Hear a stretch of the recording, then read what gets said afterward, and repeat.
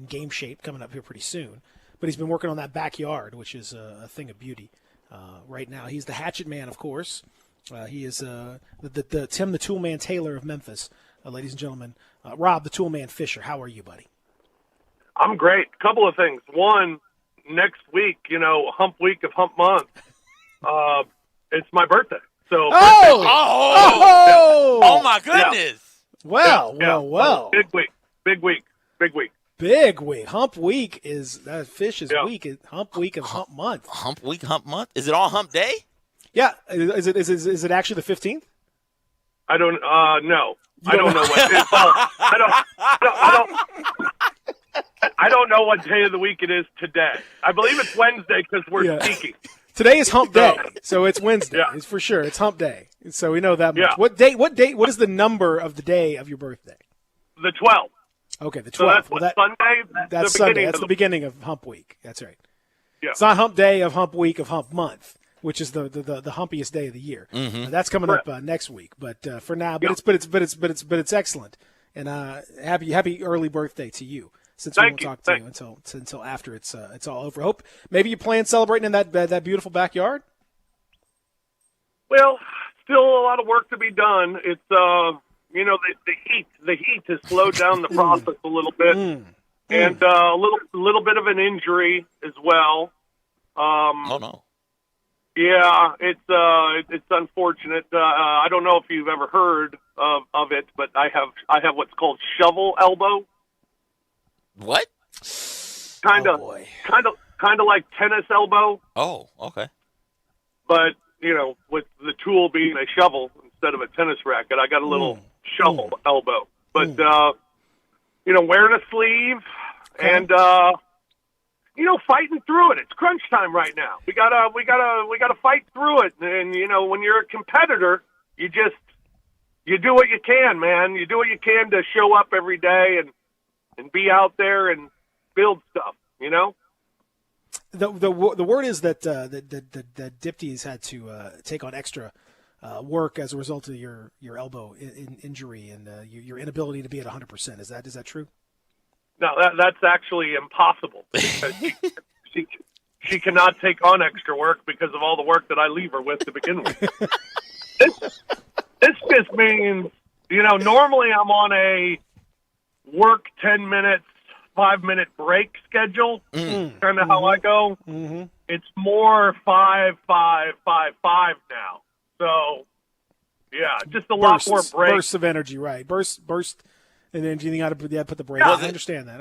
Was kind of like hockey shifts. Almost like hockey shifts. Okay. Yeah, I don't know exactly what you're talking about. I'm very familiar with the shifts in hockey. Absolutely. You got all the various lines to go out there, the diagonal line and the horizontal line, all the lines, the vertical line. Yeah, I'm aware.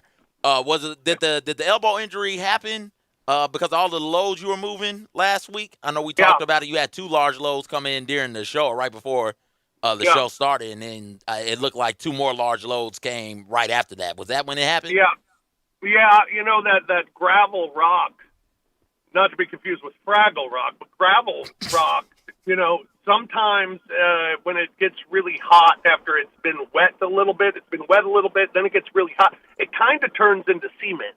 Oh. So when you're trying to transfer it with the transfer shovel, which you can get a beautiful one from Cobalt, which is amazing, when you're using the transfer shovel and you try to just dig in and you think it's going to be soft, and no, boom, you hit concrete, really just jars the elbow. So it's been tough go here with this load, but we're making hay. We're getting after it. Is there a load management situation going on here? Not this time of year, Peter. Not this time of year. Wouldn't it have to be load management for the management of the load? So load management. Okay. Yeah, there is a little bit of that. Yeah, you gotta manage the load when you get the opportunity, and and then the load manages you sometimes. Well, that's very true. Yeah. Like last week when you were dropping loads, everywhere. three, 4, on the driveway, and you had that big, huge drop off. I mean, unbelievable stuff. So I guess that's where the load manages you, I guess.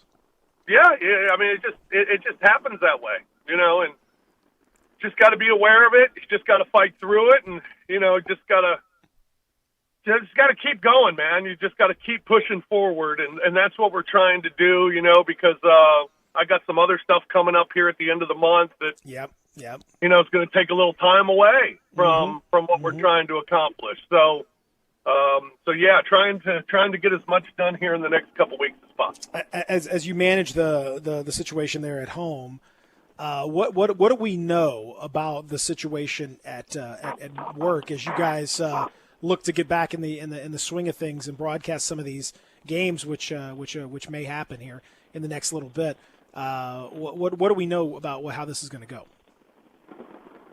Peter, to be honest with you, nothing. I mean, we know. Okay. All right. I mean, let's do it. We got a meeting this week because I think it's still all trying to be figured out. We know we're going to be here. We're obviously not going to the bubble because we're still here. So we're going to be here. It's just I don't know if it's figured out yet, and I haven't really asked just because I know everybody's kind of scrambling, busy, trying to figure out how it's going to work. So maybe they do know by now, or at least maybe they have a plan on what's going to happen. But I think it's still a matter of, where the broadcast is going to take place. Will it be in a studio? Will it be, I think there's a possibility it could be courtside, just for the comfort level of being courtside inside an empty arena. So I don't know. I don't know exactly how it's going to work. We're going to have a pregame show like normal, with the exception of no people behind us walking in the grand lobby at FedEx Forum. We'll have a postgame show like normal, but everything in between, it's not going to be normal. And I don't know exactly how it's going to work just yet. I do know we're going to be doing the games, and we'll have to figure that out, but still a lot of things to be figured out, location being one of them. What about pregame interviews with coach? What about in-game interviews with assistant coaches or post-game interviews with players? Trying to figure out how those things are going to be done. I go back to this every week. When the NBA made their announcement, we were kind of upset that, what are they waiting for? Why is it taking so long? I think there were so many things to figure out, so many things to discuss, and as we go along, more questions come up, that it gave the NBA a lot of time to just do it right. So we still got a few weeks to go. So I think, right? A few weeks? 3 weeks? Yeah, like about three weeks for the regular season. Yeah, 3 weeks from tomorrow would be the regular season start. If all goes well, a couple weeks until the exhibition season starts. Yeah, so I think we're close, and I think we're getting there, and I think that time has really helped everybody kind of answer the questions of how and who and where and those things. I think this has given us a lot of time to do that. So, I just can't wait till games start. I know it's going to be weird. Someone asked me the other day, what do you think it'll look like? And I said, well, you'll find out just as soon as we do. There's no practicing for it. So I don't know. I don't know what it's going to look like, but I think we're all looking forward to just seeing it. Well, and it would be it's going to be, no matter how you do it, it's going to be weird. There's no way for it not to be weird. Just that's the nature of where we are right now. All sports are weird when you watch them play right now. It's all odd. So why would it be any different down there? The thing that is I guess good and bad, and I asked Evan about this. Is there a? Do you think it's an asterisk title? Whoever ends up winning this thing, is it a special title? Does it get more consideration because of the links that everyone has gone to put this thing on? Is it somewhat tainted because of the lack of home court advantage and the fact that many players are not going to be able to play, and there may well yet be other COVID related absences over the course of the playoffs? How do you think the champion is going to be perceived? Well, I think the only asterisk that's really needed is an asterisk saying that it was a shortened season. That they ended up playing however many games these teams end up playing, and I think that's the only asterisk. I mean, you played most of the season, and then this situation, and the asterisk would say you played 70 games or 70 1, 2, whatever, because of a COVID-19 pandemic. I think that's the asterisk. As far as, the title itself, I don't think it'd be tainted in any way.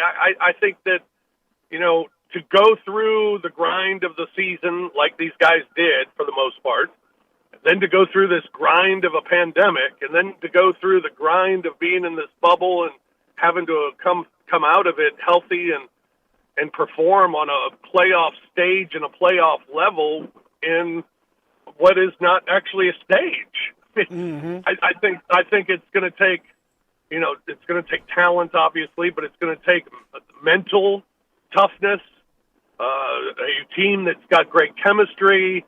Those things are going to be so important. And with everybody being level and on the same page, we went into the season thinking it was a wide open season more so than it has been as of late.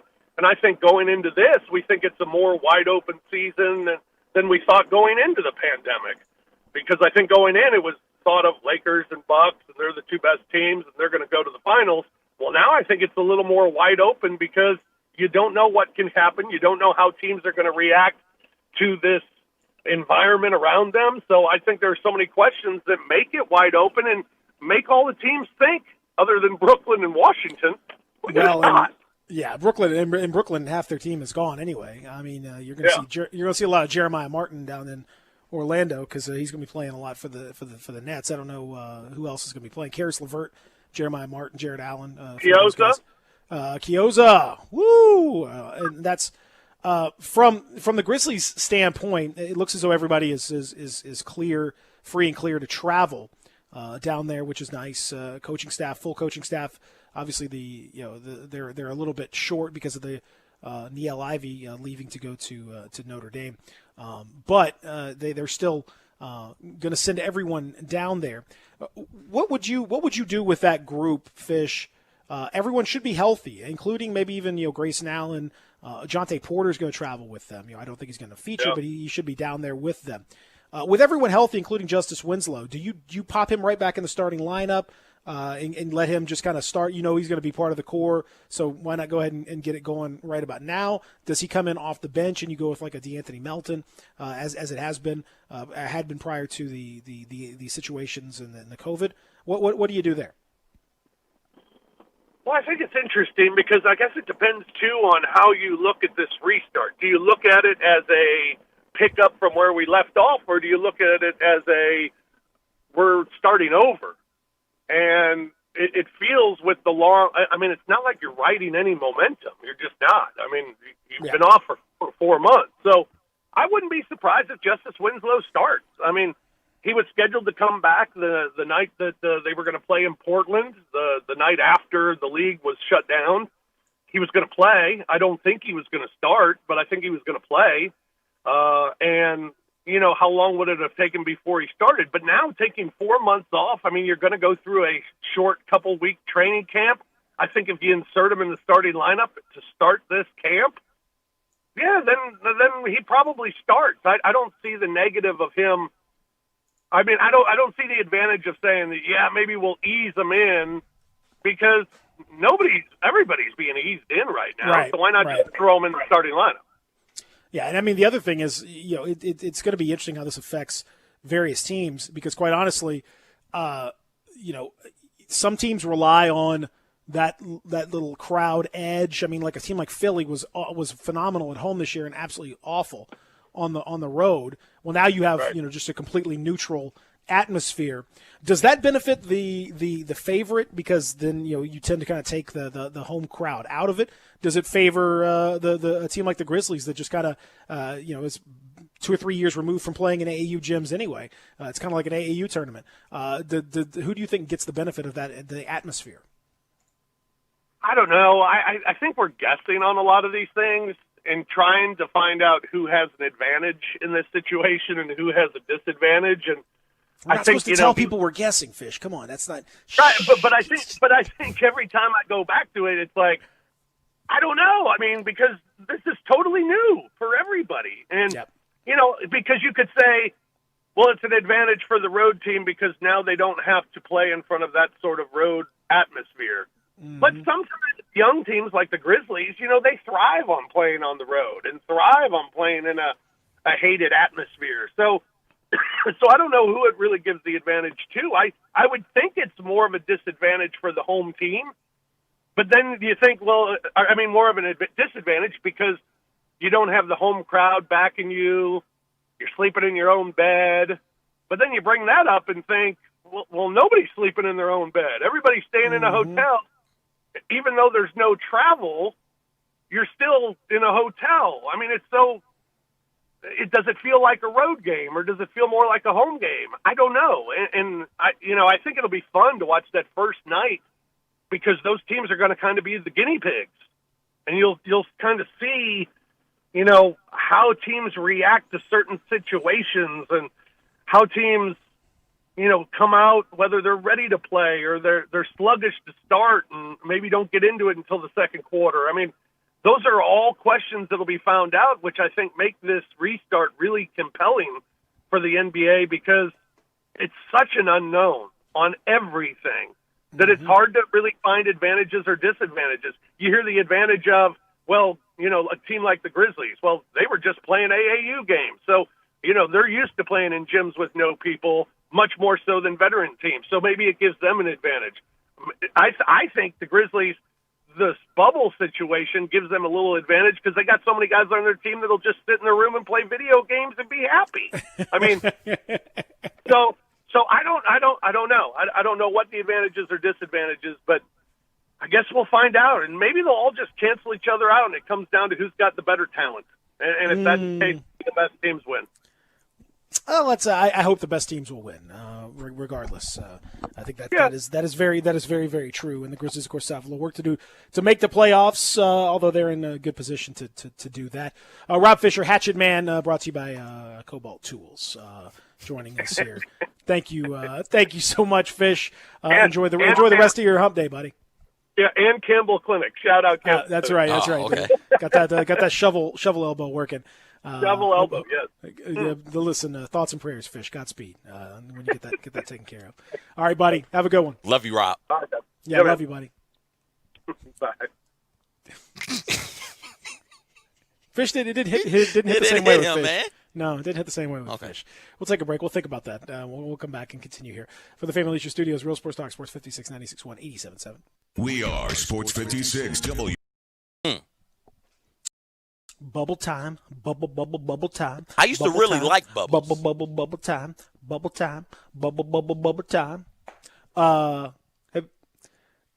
Why you stopped liking bubbles? Because of this. This made you not like bubbles? This has ruined bubbles for me for the rest of my life. You need to come over. Listen, you're welcome to come over to the house, and we got bubble machines over here. We got the automatic bubble machine that just we had it out for the 4th. Where the kids were, running around with little sparklers and all that stuff. We had the bubble machine. It just automatically blowing all these bubbles, through the whole yard and everything. It's great. Okay. It'll make you feel good about bubbles again. Okay. I'll have to come over. Make bubbles great again. That's mine. Is that your campaign slogan? MBGA. Because Bubbles, I agree. Bubbles have had a little bit of a rough go. It's been rough for Bubbles. Yesterday, the NBA arrived and the bubble began to seal up in Orlando with several teams down there. The Brooklyn Nets, for example, are one of those teams. And at CJ, I don't know that they have any players left at this point. Why are they even there? DeAndre Jordan is out coronavirus. Spencer Dinwiddie out coronavirus. Wilson Chandler out by his own volition. And Taurean Prince now has tested positive for the coronavirus, and he will sit out the Orlando restart, which means that the Nets have Karis LeVert and Joe Harris and me and you and Zach out there basically. Nope, I'm out. Let's go. I'm out. Let's go. I'm out. Let's run it. Oh, we know. Hey, Zach's a baller. We know. We've heard about Zach's exploits on the field and on the court. We know Zach is a straight up killer on the court. So no question, he's going to probably drop 20 on everybody every game. But I don't know about the rest of these dudes. I really don't know. It's I don't know who's on this team. Garrett Temple is still there. I Garrett believe. Temple is there. Rodion's Karooks in the house. Jared Allen, I think, is still in the house. I think he's still okay for now. But they have absolutely no bench, and so between them and then Bradley Beal is got a shoulder injury that helpful. It's helpful he's got a shoulder injury. I'm not saying he doesn't have a legit shoulder injury, I know it was bothering him to some degree. But I will say that I hadn't really heard much about that shoulder injury until right about now. Yep. And the fact is that means that he does not have to travel to Orlando, and he still gets paid. Mm-hmm. If he opted out without the injury, he would not get paid. So it's very convenient, right? Hey, they say he got a shoulder injury. Who the hell am I to say he don't? Absolutely. Oh, listen. No, I applaud. Do what you got to do. Mm-hmm. Let that hustle be real, whatever it is you got to do. But so the Wizards, Nets, what are we even why are the teams in the West busting their buns to fight for that one playoff spot when you got, the Grizzlies, you got the Pelicans, you got Blazers and Spurs, and I'm not even going to include the Suns. The Kings are there, but the Suns, forget about the Suns. Those 5 teams are fighting it out for that 8th spot, and then that spot in the 9th spot in the play-in deal. And you got teams in the East that are just falling like one of those teams got to make the playoffs. Mm-hmm. Nets, Wizards, the Wizards probably can't make it because they're 6 games. I don't know how they're going to mathematically make it. The Nets are going to make it, but whoever plays them in the first round, that is essentially a bye. I mean, you can't. It's like when the Grizzlies, with the Spurs played the Grizzlies that year when every Grizzly was injured and they lost 17 of their last 20 games in the regular season and still somehow made the playoffs and got absolutely thumped in 4 games by the Spurs. It's just what are we doing? They don't need to be down here for this. No, and we know why they're down there. They're trying to recoup as much money as they possibly can in TV deals.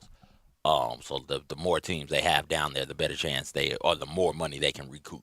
You got 22 teams down there, you get more money as opposed to having 16 or 18 or even 20. And why I felt like when we were initially talking about how the NBA should do this, the restarting of the league, why I felt like you just do away with the conference affiliation. It's one thing to be Boston and you're a 2 seed, but the 15 seed is Portland, right? So you have to travel clear across country to play those games, and the toll that might take, and that's not really fair for you. Well, in this situation, there is no cross-country travel. Everybody is in one spot, one location, so it doesn't make sense to me to still have that East-West designation now. So if you're going to restart, I felt like take out the East-West designation and have a plan for the last 4 spots, I think, and see what comes of that.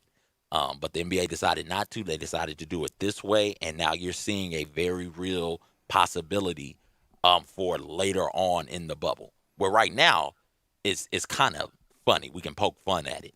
The Nets are down there with 2/3 of their roster. Nets are down there with 10 people, I guess. And that's one thing for it to be them. But when you get into the playoffs and the bubble bursts, and a team has a situation like the Nets have right now where it is 3 or 4 players in the second round of the playoffs, or God forbid in the conference finals, NBA finals, we're not going to look at that as a legitimate playoff run. We just aren't, because especially first round of the playoffs, you're out 14 days automatically. Boom, that's 2 weeks. And then you got to get back into basketball shape because you can't train. Now you got to get back into basketball playing shape, which takes another week and a half. Now we're looking at a month off for a player who's come down with coronavirus. That's not going to be something that we look at as your typical postseason run. This is not going to be felt the same way. This is not going to be one of those things where you look back on it like, okay, Golden State had injuries last year, or Oklahoma City had injuries, or the Memphis Grizzlies when they had their injuries in the playoff run. No, because that was 1 or 2 players. This is not something that injuries are not something that are contagious, that can bounce from player to player, that can bounce from player on team A to player on team B. None of that. So when you have this coronavirus injury report list, if you got 3 or 4 players on it, man, we're going to look at that and say, this isn't right. This isn't right. If anybody wins the NBA Finals outside of the Lakers, the Clippers, the Bucks, and I'll throw the Celtics in there, maybe even the Raptors, we're not going to honor that as a real champion. We're not going to believe that the Dallas Mavericks would have won a championship had the season played out and continued the way it was going. We're not going to believe that the Houston Rockets or the Philadelphia 76ers are champions in the same way that we think of the Golden State or the Cleveland Cavaliers or the Chicago Bulls. We just aren't. This is going to feel so strange, so weird. Well, I think it's there's a possibility. I've seen people try to push it off as if like this they're going to be even better champions because it's a harder thing to be the champion in this circumstance. And I suppose that to some degree that's true. It is certainly different and it's difficult in its own right. I don't know that that's going to make them a better or more worthy or whatever champion. I think it's going to be a very special. If the championship happens, fingers crossed that it does, it will be a very special championship. But I think it will be, sort of on its own. It will be where you can't compare it to any other championship.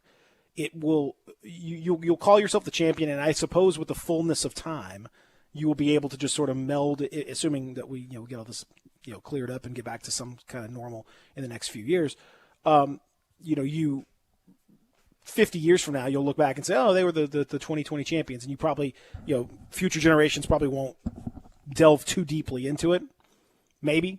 But for the foreseeable future, it's going to be its own thing. You're going to have, the Warriors won the title in, whatever. And, the Spurs won the title here. And, the Raptors won the title here. And then there was that year where everything was crazy. And the Bucks won in a gym in Orlando, and we kind of put that to the side. And then back to it's just going to be its own thing. I don't think it's going to that's necessarily better or worse.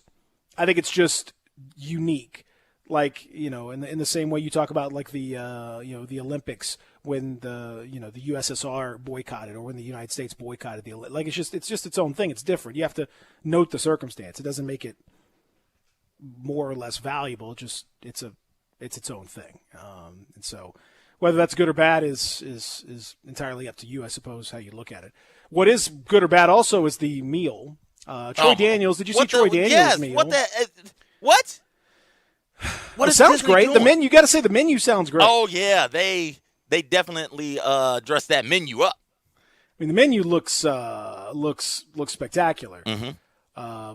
But I would say now a couple things here. Number one is that apparently there is the quarantine. This is the 48 hours when you arrive and you're initially quarantined. You have a more limited meal, and then apparently the options are better later in the week. That's number one. Okay. Why are they trying to starve you when you get there? I don't know. Okay. But the what it says was fresh garden greens, arugula, watermelon, pickled red onions, goat cheese with raspberry vinaigrette, tomato and mozzarella caprese salad, Italian grilled chicken with natural jus, white fish with tomato and dill topping, Parmesan polenta with sun-dried tomatoes, pasta with Impossible Bolognese sauce, roasted summer vegetables. Sounds delightful. All of that is supposed to be on there, correct? I don't know. I don't think all of that's supposed to be on there. I think because you've got obviously the salad option is there. You have two different salad options, it would appear, and then you have two different. It looks to me you have two different salads, two different proteins, and two different vegetable sides. Okay, kind of thing. That's what that's.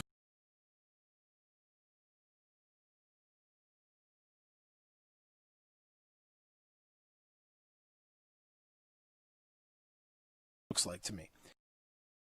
So you could pick the garden greens salad or the caprese salad. You could pick chicken or the fish. You could pick the polenta or the pasta, the Impossible Bolognese, which is the vegetarian or the non-meat, the vegan meat substitute thing, vegan meat sauce. Troy Daniels posted his. It looked as though he picked the garden. It just looked like just a bunch of garbage in various little containers. Had 3,000 containers, and they all looked like they were full of nothing. And it just, ugh. And then Chris Chiozza posted his the option, the chicken, what appeared to be the chicken in natural jus, aka chicken in nothing.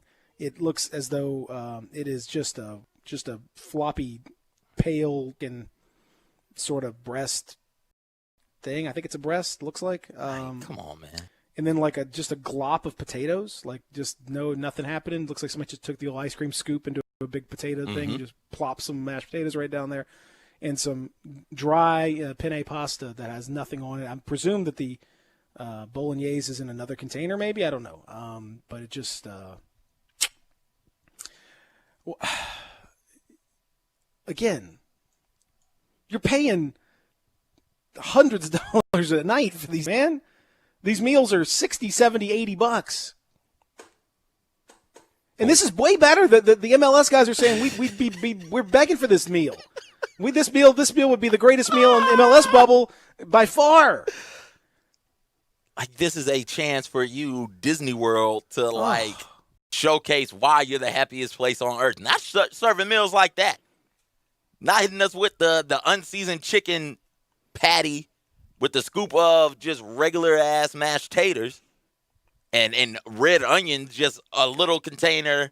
If you watching on the video stream, little container like this of red onion, where you look like you cut a red onion into eighths and then took one of those eighths and cut it into halves and put it in a little cup. No, it can't be this. Not at Disney World. Not at Walt Disney World.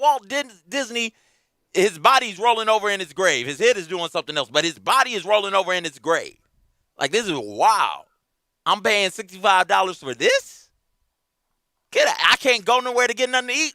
I'm going to the back door of the bubble to go get me some food. I can't live like this. I'm a grown-ass athlete. I can't eat this nonsense. A lot of players have asked the question, and I certainly will agree with it. LeBron's not eating this, is he? LeBron is not. No. LeBron is not eating this meal. No, LeBron is not eating this meal, right? No. Giannis is not eating this, right? Are they gonna bring chicken from the back door of the bubble?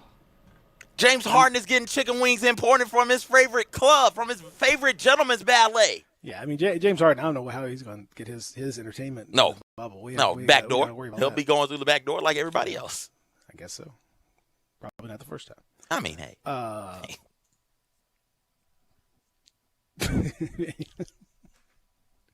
I mean, Joel Embiid, is he going to eat this? No. These players. Now, look, here's the other thing, too. Now, I'm a gentleman of some carriage. You know what I mean? Mm-hmm. I think you know what I'm talking about. Mm-hmm. I likes to eat. We share that in common. You know, you and me both.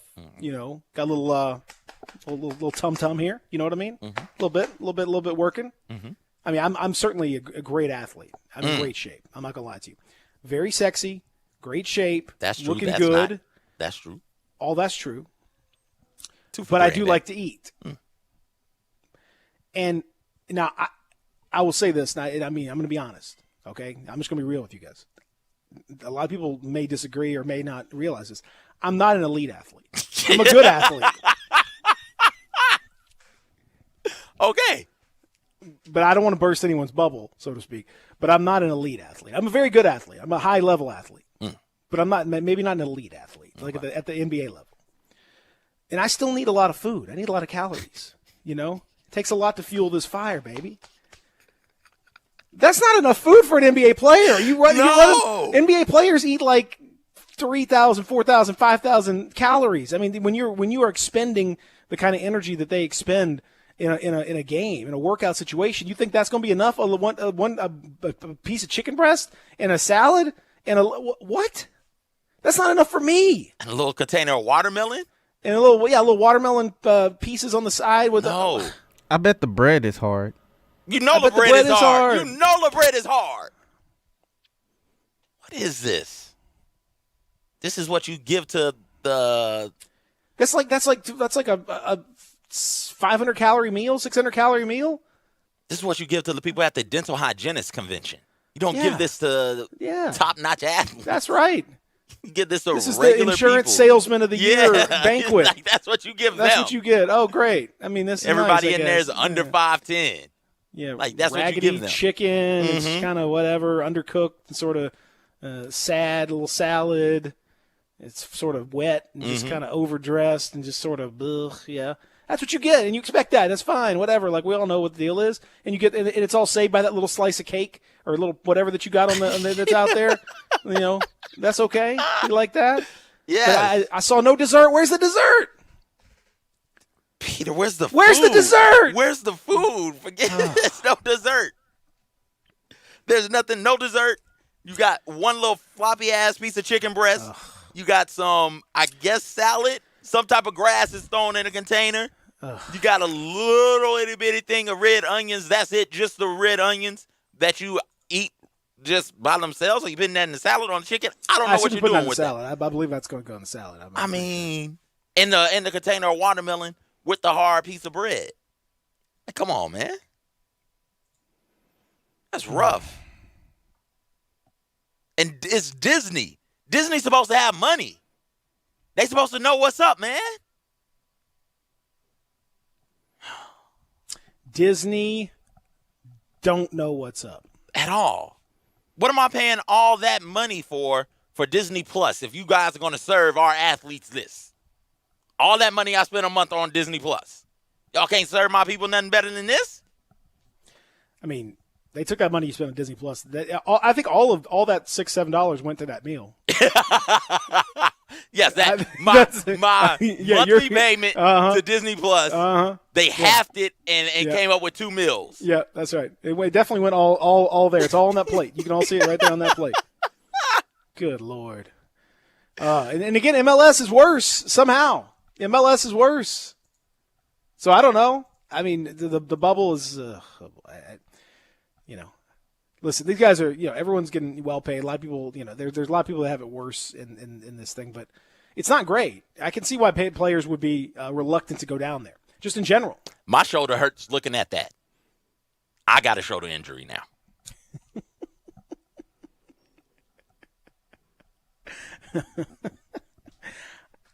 Man, LeBron. And did you see the Lakers?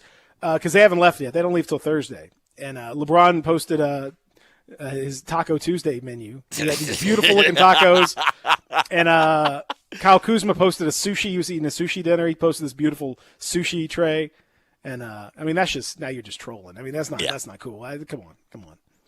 Yeah, that's how you get some karma. That's how you get some – that's how your meal gets messed up. It's bad, and it's going to get messed up on Thursday. You won't even get a good meal. I mean, you won't even get a good bad meal. You're going to get a bad meal if you don't watch out. Karma ain't no fun. All right, well, we'll talk about that. We'll talk about the actual games themselves.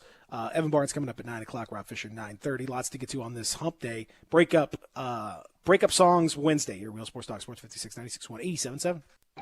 Spend your lunch with Greg Gaston.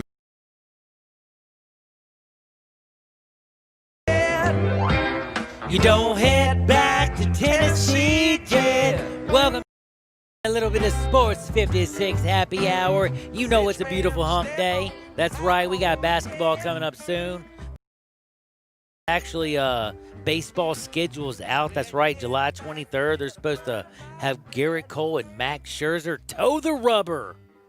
I wonder if Ron Tillery knows what towing the rubber is, or if he knows exactly. I wonder what his first thought was anyway. Well, guess what? We're going to get to talk Tillery. I don't know if I'll ask him that question, but I got a lot of questions. If you want to ask him a question, 67129 is our text line. Please check us out. We're not on just 2 FM channels, 96.1 FM, 87.7 FM, and the original AM 560, but we're at Sports 56 WHBQ. We are on Twitter, Facebook, YouTube, Periscope, and Instagram, and you can follow at G_Coon71. You can follow me. We're all over that place. But the one thing that you came here to do, and that's, well, let's be real, that's to listen to Ron Tillery. Ron, how is life, my good friend? Man, it's illegal to be how happy I am, but I don't know that phrase that you just mentioned. I had never heard of it before. Which one? The last thing you said, I can't even remember now. Towing the rubber. I knew it. Okay, I wasn't going to ask you because, most people that I mentioned that to the other day, jokingly, or they were like, "Is that when you were joking about Patrick Mahomes and putting a what was it, a bobby pin Yeah, I was like, no, I'm not talking about that. I'm talking about baseball. Don't worry about it. So we were all giggling and having a good time. But you know what? I got to tell you something. And this is something that I think, can honestly giggle about. And I think me and you were going to giggle about this. The women, I don't think there's anything to giggle about. But, the food situation, some of the players, some of the people tweeting out stuff. When you tweet out fresh fruit and nice sushi and good looking chicken and nice looking salads, do you think that makes people feel like you're living life in hell? Like this isn't Firefest again, but when the WNBA tweets out what they're actually dealing with, that is embarrassing, and that's actually something that would actually draw some attention, at least to, in my opinion. Do you think the NBA players need to shut up and actually focus on what the WNBA players are dealing with?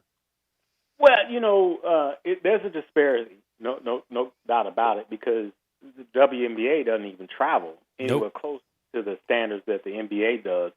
But I would just caution people, and I always say this just in normal circumstances: stop comparing professional athletes' lives to real life, because there is none. There's No, no you're comparison. exactly I mean, right. Everybody says, oh, they make millions and they fly first class and they have 5-star hotels. Well, if you're gonna beat your head up against a brick wall on that argument, then you just, it's just senseless. There is nothing about this lifestyle, and I'm speaking as a former beat writer who worked every day of the week for 7 months. There's no style that is akin to regular life. Nothing that normal people understand. And when you say No, nothing akin, no. we're talking about planes, we're talking about hotels, we're talking Yeah. about travel. You're literally meaning Oh, Johnny Radio, nothing. I had a steak dinner every night when I was on the road because I had the Commercial Appeals credit card. I love it. There's nothing about this lifestyle that is normal. Nothing. Wow. I just did it on a smaller scale. I didn't make millions. No. But when, you best believe when I was on the road, I treated myself really nicely. Oh, hell yes. And by the way, can I ask you something? I don't think that I'm 100% like I agree with you unequivocally. And I would never compete. But do you think that Isaiah Thomas or Troy Daniels and stuff tweeting out pictures of their breakfast, which is fresh fruit or sushi or something like that, complaining? Do you think that doesn't does that not sound kind of tone deaf? Like if I was in there, you know what I'm tweeting about?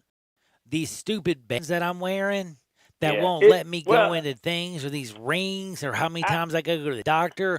I'm not tweeting about the fact that, for 2 days they leave this food out the door. Again, this isn't 3 hots and a cot. And again, I know they have Twitter, and if you saw what the WNBA girls were eating comparatively, you would be thinking to yourself, damn, I need to shut up. I do agree with you. I do think it's definitely tone deaf. I agree with that. It's definitely tone deaf because nobody's feeling sorry for you. I mean, this is, I've heard it being referred to as a $1 billion bubble. Yep. When in fact they're paying $150 million. 150, yes, exactly. Yeah, and so It's really not that much. It's definitely tone deaf, and so nobody's feeling sorry for you. So, I think you're gonna get a lot of that just because guys are bored. I'm just saying, how many people would things be have so grateful. Is what I'm trying to say is this is where I think people, when it comes to being tone deaf, I guess what I'm saying is, if you're in that bubble, we heard for so many months about what you're going to do once you get in that bubble. Black Lives Matter. We heard Mike Scott complaining, which I got upset about. Again, call Michelle, call Chris Paul, call Adam Silver. They sent out the email that they sent to every single player and said, put in your request. We just want to make sure you don't put F this on the back of your jersey. You know what I'm saying? Right. It literally was the most easy, benign rules in the world. But Mike got all upset. Again, this kind of gets, and this is what I'm trying to say is the players themselves, from Kyrie Irving, who's not even there, to all the time stars, said that they were going down here to make a statement. Well, damn, man, are they not missing the boat right now? Is what I'm trying to get out right now, Ron. Like, don't if you want to compare yourself to normal people, if you want to compare yourself to actually caring about normal people, don't complain about your sushi dinner, and don't like. I guess how do I say it? Like look at what's really going on with the WNBA. Look what's really going on with what the lady said for the Atlanta Dream. Look what certain people are saying. Talk about the stuff that you want to. Just stop tweeting out your damn food. Yeah, I don't see any point in that. Again, I think a lot of it is boredom. Do you think it's just boredom? Yeah, because think about how many things we tweet about when we're bored. I know I do. I do. And People know when I'm bored because I send I hit tweet 20 times in a row in 5 minutes. yeah, and so, but I think you said it best. It's tone deaf, for sure. And there's nothing you can do about that when there's a certain amount of privilege that goes along with being a professional athlete. That's why, I just get bothered by people trying to compare it to real life. Yes, there's nothing it's real nothing life life about it. No, it's There's not. nothing. It's kind of like talking about senators or congressmen or presidents, like they live anything that's normal to a real life hell to the nizzo. You know what I'm saying? They work Yeah. 3 days a month. People love to say, I work 12 hours a day and I make such and such amount an hour and blah, blah, blah, blah, blah. But you don't have a special God-given talent. Exactly. And then what also, Johnny, gets ignored is how much work these guys put in. So you can say they're playing a child's game, but I've been around professional sports for a long, long time. And by the way, hold on. decades. You just said something. You can say they're playing a child's damn game, but guess what? What is the most watched game? What most watched thing? Period. Sports. It is a fact. They put it out yesterday. The top 100 things in the last decade. All of them, except for I think 3 things, were sports. Yeah. That's it. And I think Gabe, if you want to jump in here, he can identify with this. The fact that people discount how much work these guys put in. Oh yes. Is just unbelievable. I've seen guys and work not their even to make butts it to off. the next level too, who work their And not butts even- off. So the idea that they're just playing a game and they're not working, it always bothers me because I've seen guys work their butts off, and like you said, they're not even, but they work their butts off to be professional athletes. No one actually ever. I'm not going to one, but a lot of people always miss the human element, and that's just literally such a commonality in sports, and it has been for years and years and years and years, and it's annoying. It's really annoying when you have people that have actually been in those locker rooms, people that have watched the teams like you've, followed teams, been with them, been on the road with them. You understand the work they put in, but a lot of people just don't get to see that, and it's a travesty, honestly. It really is, but the thing is that both of y'all are so right on every level. But the biggest problem we have is we got 41 million Americans who are usually at work, sitting at home, watching either MSNBC, CNN, Fox, ABC, NBC, CBS, whatever the hell they're watching, and it's all news and it's all the damn time and it's always horrible and it's either Trump or Biden or this person versus this, and it seems like I've never seen it ever. They're not even playing sports yet. Somehow sports have been brought into the arena more this year than I believe in any years past. Am I just living in the moment, or do you, as a historian, do you actually, and again, I know I'm not going back to back when Jim Brown and Muhammad Ali were doing all that. I'm talking about modern times, 90s on, back when, everybody wanted to be like Mike till now. Have you ever seen sports get into the political arena as much as it has as of late? Well, no, it definitely was not prevalent in the 90s because At all. It was all about money. Yeah, and it was all about endorsements. And see, what I try to remind people about today's generation is they're not smiling for a check. Michael Jordan was smiling for a check. Now, granted, he built a brand and he became a billionaire. Yep. But when you look at the LeBrons and the Chris Pauls and the Kevin Durant and all of today's, They signed $200 million contracts at 22 years old. and Steph Curry, Mm-hmm. you are not in business with Steph Curry or LeBron James or Kevin Durant unless you are in business with them. Yep. And so let me rephrase that. You're not doing business with those guys unless you are in business. Ooh, good point. And so, I like that. And so that's the difference. That's the difference. And so yeah, they're exercising their voice. That's why I push back against the platform. Is this a trickle-down effect, actually, though, in a different way, where we're seeing the college athlete actually looking now, saying, damn, I am a star athlete at a huge university, and my coach is making $5 million, and I'm his best player. Hold up, I can say. I don't know how this is going to come across, but I think I think it's more prevalent that a lot of these guys are smart. My son is 17 I hate years that, old. though. My son is 17 years old, and he'll be a senior this fall whenever they start school. And he brags about being a student athlete because he cares He's proud. he cares about getting grades. And it's no longer cool To be a just go and baller. play. Yep. Just go be a baller. Football, basketball, you name it. And a lot of these guys are a lot more. When I say smart, I don't just mean book smart. I just mean World they're smart. more aware. They understand they're more branding, aware. by the way. Yeah. That's a fact. They're Listen, more conscious. Yep. You know, and they are learning. to Hell, they're better exercise at the their damn voice. social media platform than we are. Yeah. Look who yeah, gets they- in more trouble. Is it not Yeah. politicians and senators and pro athletes, or is it kids? Yeah. It's And- the big and people. They're learning to exercise their voice, and it's a beautiful thing because we need young people to energize. That's why we need people to go and vote. Dude, have you and- seen and that not- little girl, by the way, who's like playing her guitar, singing and stuff? Like, I don't even know how to explain it again. What I'm saying is, I mean, I think she's probably like 12 years old or whatever.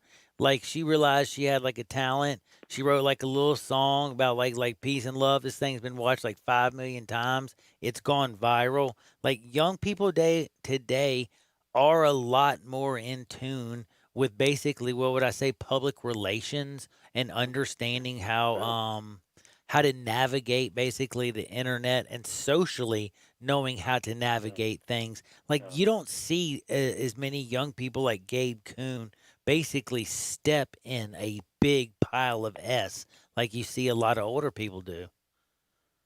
Yeah, because first of all, racism is taught, It is. and it's absolutely taught because a lot of young people now are not going for it.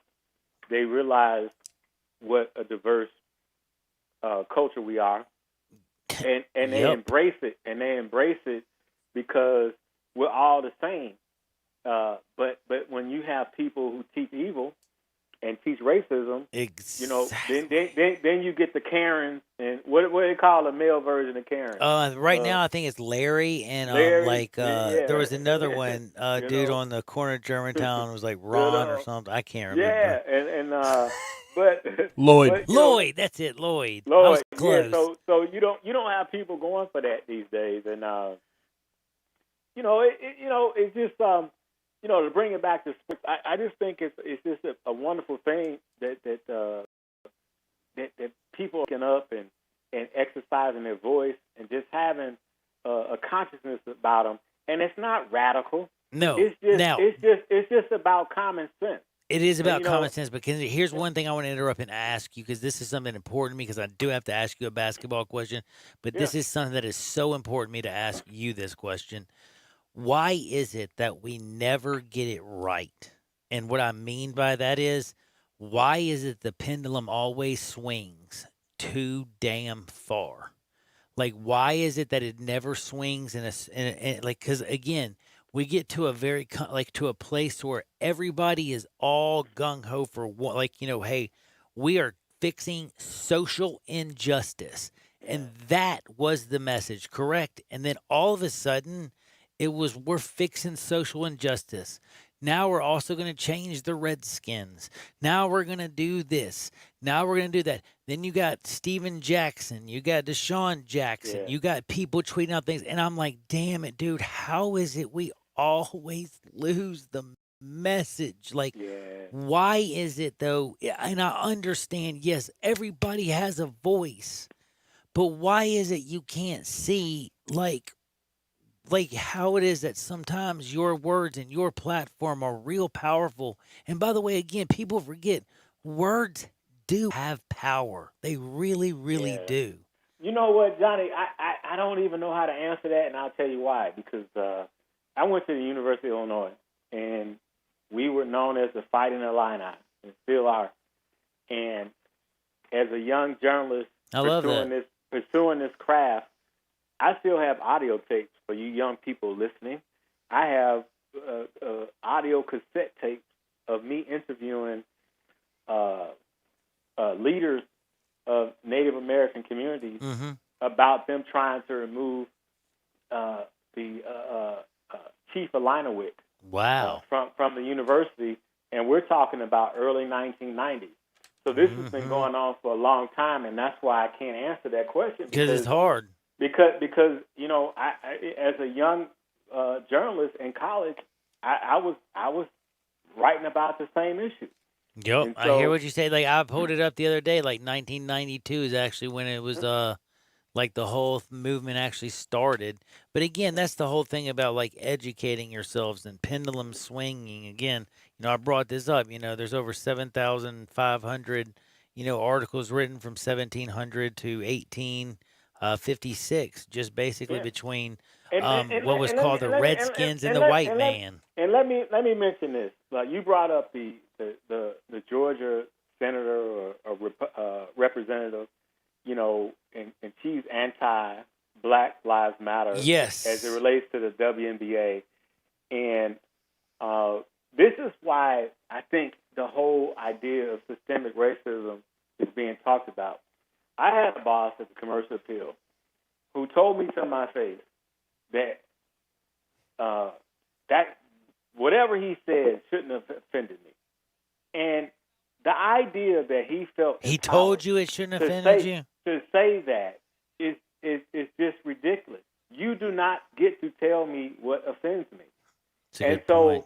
when it comes to Native Americans and the Washington Redskins and Chief Illiniwek and Indians and all this stuff, you don't get to decide. Thank you. And- That's and what I- I've been and- saying the whole time. I want to talk, I want to hear, there's, the thing that breaks my heart, there's only 5.6 million, according to the U.S. Census, Native Americans actually, and I talked to a bunch of them, and they don't even like to be called Native Americans because they say this: I was in these lands 2,400 years before you showed up.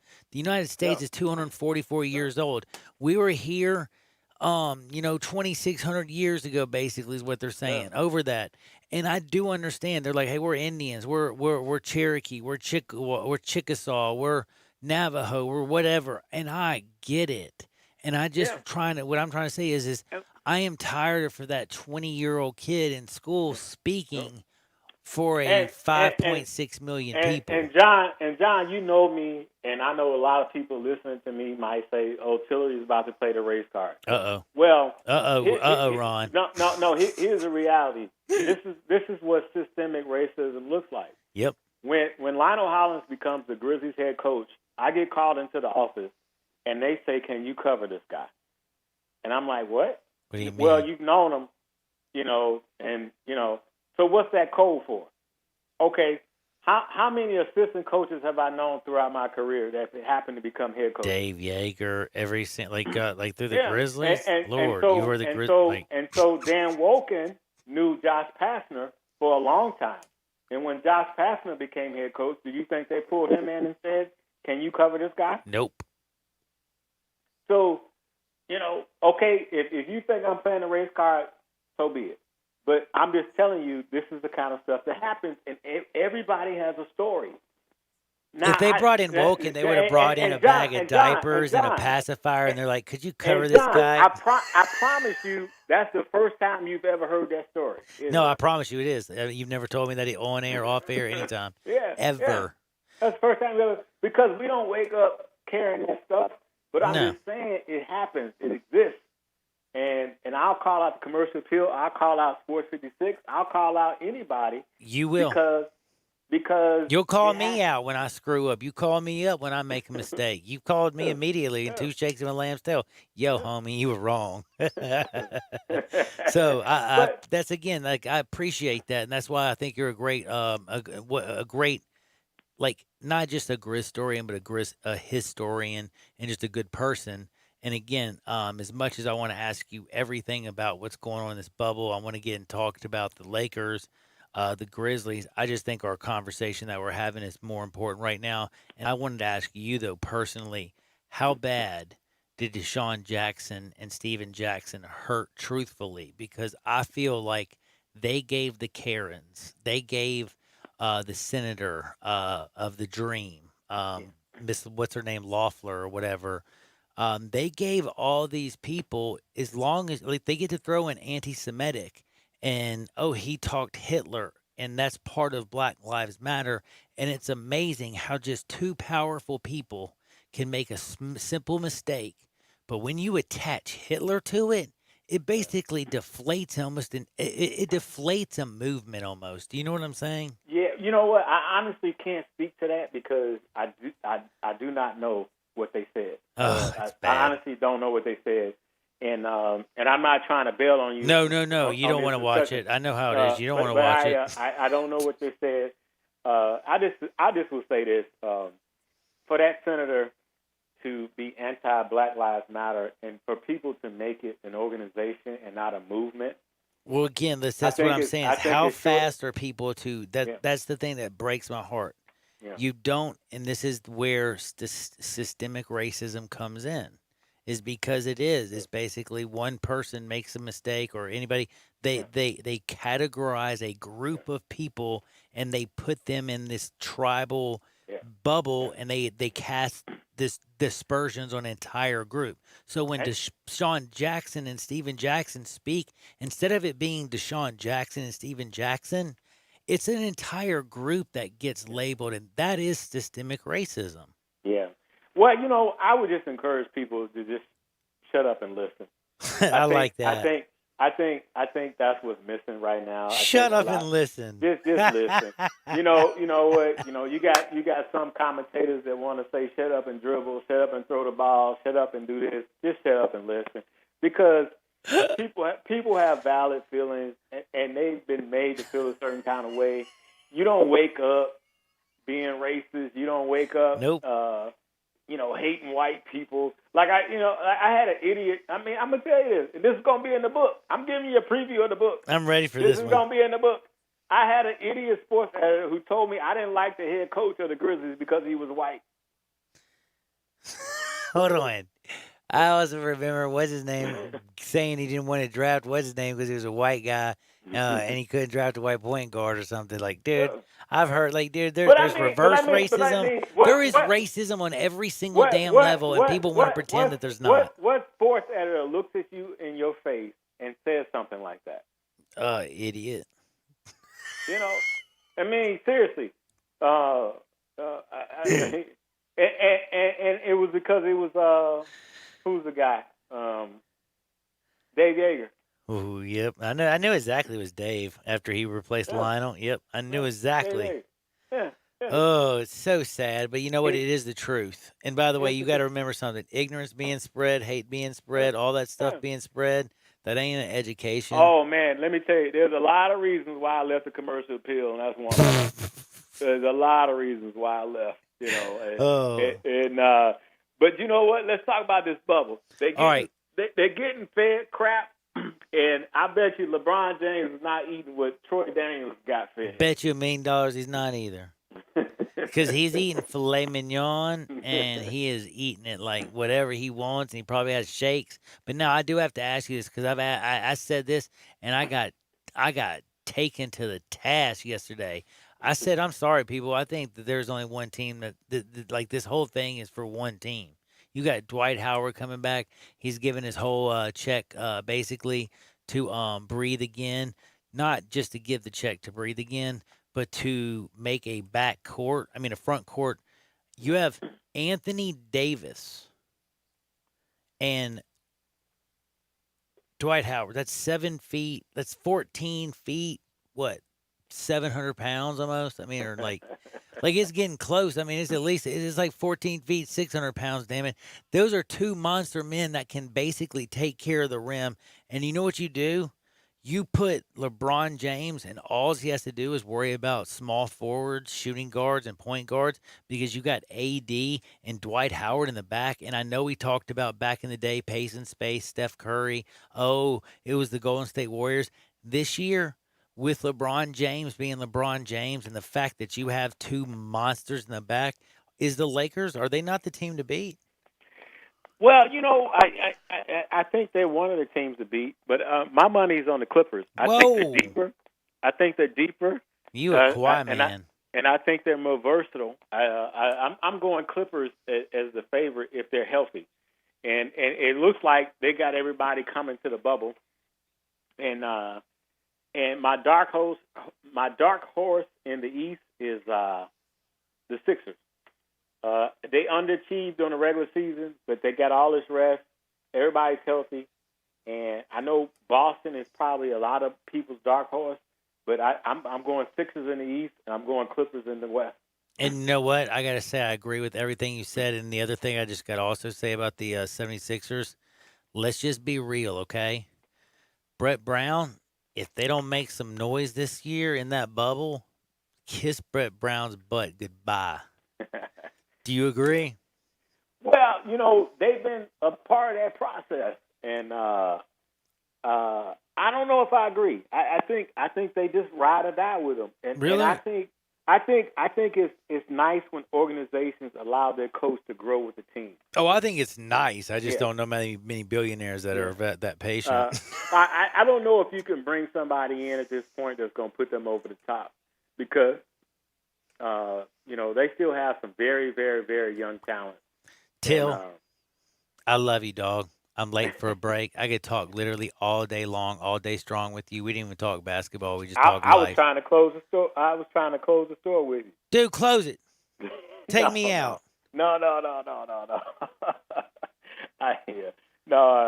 I appreciate you having me. Hey, I love you more than anything, Ron. And we can talk hoop all day, any day. Man, hey, we're going to do this, man. Hey, you be good out there and stay safe. I'll talk to you soon. All right, brother? Okay, sounds good, man. That's my friend Ron Tillery. What you don't do is touch the dial. Hardwood next. Sports 56, 96.1, 87.7 FM. Start your day with Sports 56 Mornings with Peter Edmiston and CJ Hertz. Right here on Sports 56, 96.1 and 87.7 FM. Ugh, my stomach. Don't worry, I've got you covered. When you have nausea, heartburn, indigestion, upset stomach, diarrhea. What's that? It's Pepto-Bismol Chews. Pepto-Bismol's now in a chew? Yeah, they taste great and provide fast relief. And now you can always have Pepto-Bismol handy. Let me try it. Try new Pepto-Bismol Chews for fast relief. Nausea, heartburn, indigestion, upset stomach, diarrhea. Use as directed. Keep out of reach of children. Frontier Western Store is open and ready to serve you for all your needs in boots, apparel, pet food, and more. Frontier is proud to be a local leader here in the Mid-South when it comes to boots. Stop by the store today for an incredible selection of name brand work and dress boots. Come browse aisles and aisles of top quality boots at everyday low prices in our world famous boot showroom. Dan Post, Rocky, Durango, Twisted X, Georgia, Ariat, and many more. There are so many styles, colors, and fits available, you might need a hand picking out your favorites. Luckily, Frontier's knowledgeable sales staff will cheerfully assist you with any questions you have and ensure the proper fit of your new boots. Frontier also has an amazing selection of jeans and shirts by Wrangler, Ariat, and Carhartt, as well as a fully stocked women's boutique department with thousands of tops and dresses at unbelievable prices. New arrivals often. Frontier Western Store, 5880 Gilman Road in Olive Branch, and on the web at frontierwesternstore.com. Family owned and operated since 1967. I Buy Houses, 901-406-1101. That's 901-406-1101. I Buy Houses. I Buy Houses will buy a house in any area, in any condition, and yes, it's guaranteed to close in 5 days. If you need to sell your home quickly, call 901-406-1101. If you've been through a divorce, if you lost your job, if you're tired of renters, I Buy Houses can get you your money quickly. I Buy Houses will buy your home in Shelby County, DeSoto County, Memphis, Bartlett, South Haven, Horn Lake, Olive Branch, anywhere and everywhere in between in any condition. And yes, they're open 24 hours a day, 7 days a week. I Buy Houses, 901-406-1101. That's 901-406-1101. Grab that pen, 901-406-1101. I Buy Houses.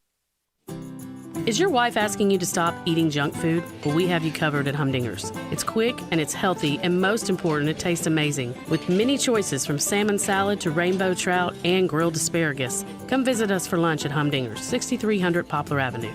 So good, Coach Penny eats with us weekly. Don't forget, Humdinger's offers full-service catering for weddings, social events, or your corporate lunches. You can call 901-260-8292 to find out more. Now, back to Johnny Radio's Happy Hour. Here we go.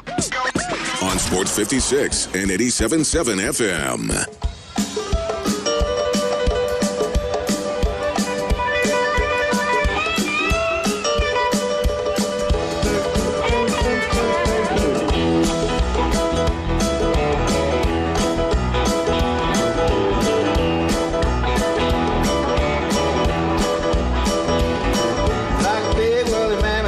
By the way, I love Willie Mammoth.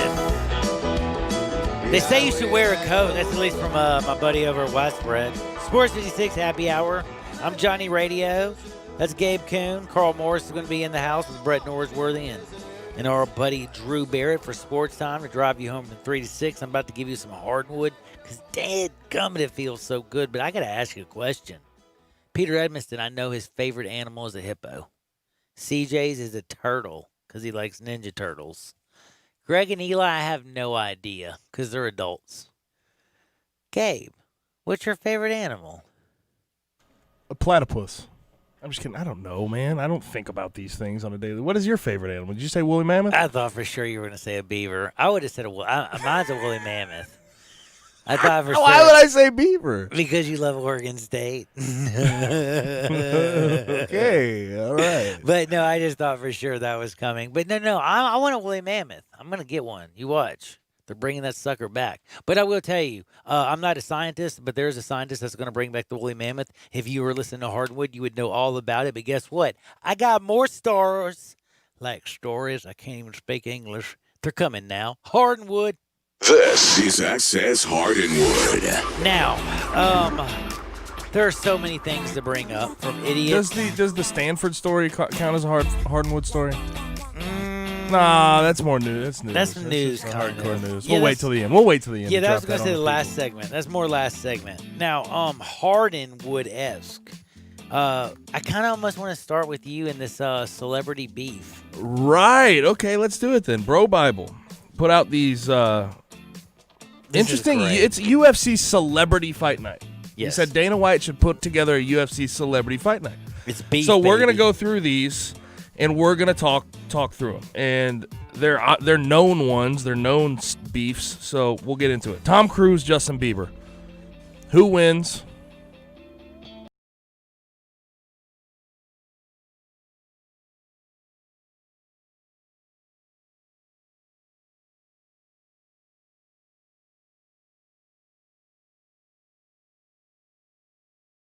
The great outdoors. Visit MemphisTravel.com and get outside today and take in some of that vitamin D. We all need that. That's one of the best things for you, especially in these times. 2020, man, it's one of the all-timers, and we visit with one of the great guys of all time. Daryl Smith joins us now from the golf tournament.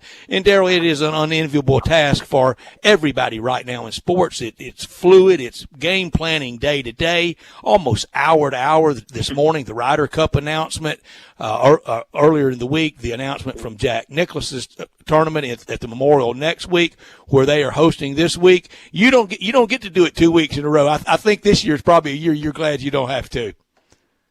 Yeah, no, it's an interesting deal up there in Muirfield Village. They got 2 weeks in a row, so they got 1 week. Right now with the workday event and then the Memorial Tournament that was postponed, and then shortly thereafter, the traveling circus and the PGA Tour will make its way to Memphis, Tennessee, and we'll put on the World Golf Championships FedEx St. Jude Invitational. And we're looking forward to it, Daryl, however it falls out for us. I love the news last week that this year we'll have a little bigger field, 78-man field. Last year was not that big. I know on Thursday and Friday last year was kind of everybody on the golf course. It felt like going off 1 and 10. And then on the weekend, we went to tee times. What do you think is preferable? What do you think the pros really like best?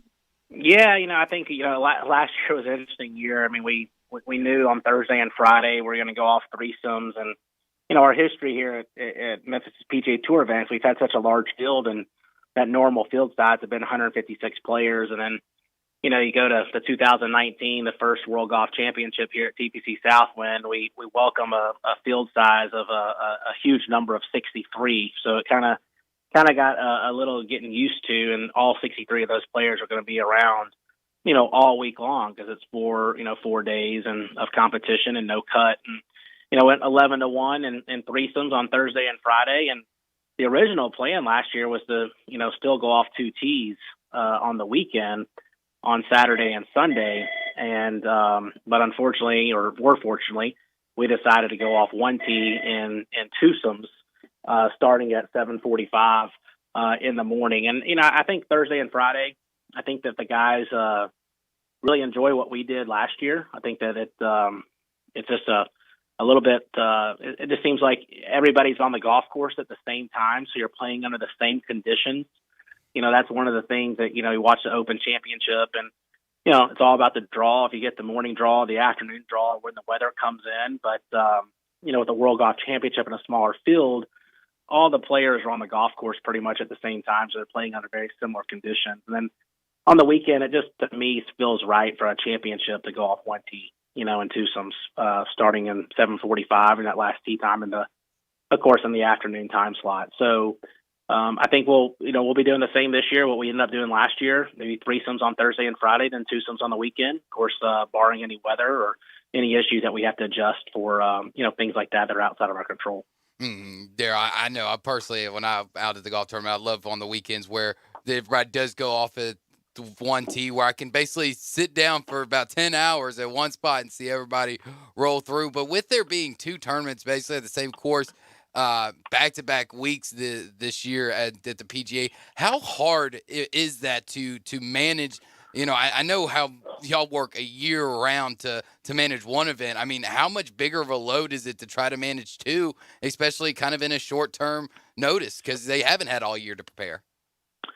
Yeah, no, it's definitely unique. I mean, of course, it's definitely, I think the main issues as you look at Muirfield this week, and there's already been some stories about it, is that this first week, you have to prepare the golf course in a way that, the scars of this week's event are not going to affect next week's event to a level that will be detrimental to the championship. So, I would say that most of the pressure comes on the field staff and the rules staff and how they set up the golf course. They'll want to be very cognizant of where their hole locations are and, where tee shots are landing in fairways as far as divot patterns and things like that. So I would tell you if there's pressure on anybody, it's pressure on the rules officials and the field staff to set up the golf course for competition. The tournament staff that's there on site, of course, this year is so unique and unlike any year that we've all experienced. And, when you remove the spectator component, which they have there at Muirfield Village, things are a little bit different for that staff. But it'll be interesting just to see the difference inside the ropes from the way they set up the golf course. And while you're not going to be able to make the golf course totally different from 1 week to the next, I do think you'll see the Memorial, the second week of their stay there. I think the tournament will play differently. The greens can be sped up. The hole locations can be lengthened, And, it gives them opportunity maybe to play with some things, too, that they've always wanted to do there as far as it relates to the competition. They could do that the first week and see how it works. And, maybe in 2021 they would want to implement for that actual Memorial tournament. Daryl, when you start thinking about the tournament for the next year and y'all truly start planning for next year's tournament, about a day or two after this one ends, getting everything we did right, everything we want to work on, crowd flow in this spot, or maybe more concession stands or bathrooms here. After this year around sports, can you imagine what the checklist going forward will be? Because now it won't just be down in the fine print of contracts. It just won't be down there by the force majeure clause. Everybody's going to be checking everything, won't they? Yeah, I mean, this year has just only totally changed the live event business. I mean, it's changed the live event business since March, and unfortunately, it's going to probably it's going to change for the foreseeable future until there's a therapeutic or a vaccine probably related to COVID-19, and even once we get to that point, there's going to be a shift in the landscape, and there's going to be a lot more things that you might not have had to do in the past that are going to become norm. Just not too long ago, you go to a sporting event without walking through a metal detector. And in some instances, you still do that today where you don't have to walk through a metal detector. But for the most part, you go to a large-scale event and, metal detectors are the norms. And you look back on 2020, and Brett, you say that, we start planning 2021 the day after. I'll be very candid. I think I've been wanting to plan 2021 since April. If anything I did to get to 2021, it would be a blessing for us. But it's going to change, and there's going to be things that probably change forever due to what we're dealing with here in 2020 with COVID-19. And it'll be interesting to look back on it 3 to 5 years from now, because we're going to get through this, and I think that's something that we all got to be. We all got to be positive about that. We're going to get through this, and we're going to have events, and we're going to have our sports back at at an extremely high level that we're all used to. But there's no doubt it'll have some impacts for the foreseeable future. Mm-hmm. Daryl, with the news from today with the Ryder Cup being moved back to 2021, is the PGA going to try to fill that week with maybe a tournament that's been canceled, or are they just going to leave it open? Yeah, so the Ryder Cup, making the move. I mean, I think that was probably the worst kept secret in all of golf. I mean, when you look at our Ryder Cup, one of the things that makes the Ryder Cup so special is that fan experience, and for that 1 week a year, it's a one-on-one battle, per se, and I think it's definitely the right move is to postpone the Ryder Cup and give it another shot in 2021. I think it'll be interesting, where we are right now in our season. I don't know what the plans are for that open date. The fall is a pretty compact schedule right this second. We get through the PGA Tour season and the FedEx Cup season, the FedEx Cup playoffs, and we go into the fall months with a lot more events than we have historically had, of course, with Augusta and U.S. Open, and of course there was a Ryder Cup that now has been postponed. So I can see the need for a break. To be honest, I think that it would help just the mindset of the players to know there's a little there's a little chance to catch your breath and before you finish out the year with the other major championships that are scheduled to be played. But time will tell, and there's no doubt that the PGA Tour has been impacted, and just as everybody has been impacted. So if it does make sense to have an event, I'm sure we will explore that, but I think it's just too early to tell at this point. You're right, Daryl, because the pressure that they've been under, and I think the PGA Tour staff, they've pulled it off well in this restart. All the places have been fanless, and we know the next 3 weeks will be as well, and the PGA Tour or the PGA Championship in San Francisco fanless as well. That PGA Championship, they tried their best to get out of June. It only lasted 1 year, right back into August, wasn't it? Yeah, it's pretty it's amazing just to, think, going back to last year, a lot of our talk was about the revamped FedEx Cup season, and the March, April, May, June, July, August. Every single month there was a marquee event. Of course, with August being the culmination of the PGA Tour season and the chance to raise the FedEx Cup, and starting in March with the Players Championship, and then April with Augusta, then May with the PGA. And then just, 12 months later, the PGA's back into their old spot, which is towards the end of the summer in July and August. So it'll be good to get back to what that original plan was in 2019.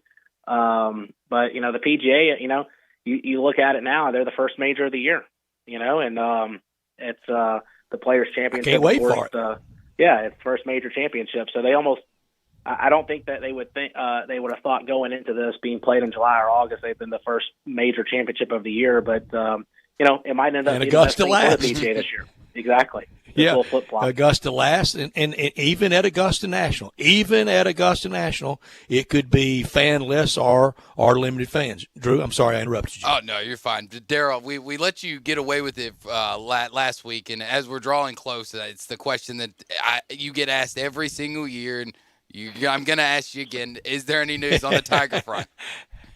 Yeah, hey, I love that question. People ask me that question all the time, and I think it's but that's a good position to be in to even have the conversation about Tiger Woods, and we don't know any more than you guys know. Like I said, I think in the past Tiger's eligible to compete. I think it's good for us that Tiger hasn't played yet. That's my own personal opinion. I don't have any insight there, but I think there was a lot of thought about Tiger when we were taking the return to golf that, hey, the first few events that we were coming back at would Tiger play, and hey, they are fanless. That's you don't have to deal with maybe the hysteria that for some events that if he was to play is an opportunity for him to get his game sharp going into the summer, and he still hasn't played up to this point. I fully expect that Tiger would play next week in Memorial. Of course, he has a long history there, great success. And then I think we're in a great position. He hasn't played yet.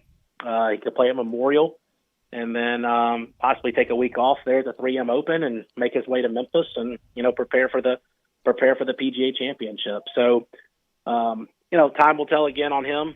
But I know that we're better off now as a World Golf Championship and our chances to have Tiger Woods play than we were in the prior very successful years of the FedEx St. Jude Classic. For sure, Daryl, and he can wing his way from down in Florida to where he lives in Jupiter to Memphis, and then head west, young man, to Harding Park at the PGA Championship, and just keep on going on the Tiger Express. But we'd love to see him here. But if he's not, we will play on without him as we have so successfully for so many years. But it'd be a lot of fun with him. Daryl, it was a lot of fun with you today. Best of luck. Stay patient. And we'll make it through this, and I can't wait to visit with you next week on whatever developments occur from the golf tournament. Thank you, Daryl. All right, thank you, guys. Appreciate you. Thanks, Daryl. You got it. Daryl Smith with the golf tournament with us. Usually on Tuesday, he needed to join us today, and we appreciate him doing so. And the news today from the Ryder Cup, it just probably won't be many fan events this year at all in golf. It's one very easy. When we were thinking about things that would restart, Drew, we talked about golf because you can so easily be distant out there, and without galleries, without patrons, without fans, they can do it. I think some of the pros, we'll talk with Johnny Goin about this when he joins us. I think some to a lot of the pros really, really like it, especially this year, because guess what? They're still playing for on Sunday afternoon. Low man's still going to get $1.3 million, $1.5 million, $1.7 million. Heck, last week, Victor Hovland was T12. He won $130,000. That's great for this year. Yeah, still a nice payday.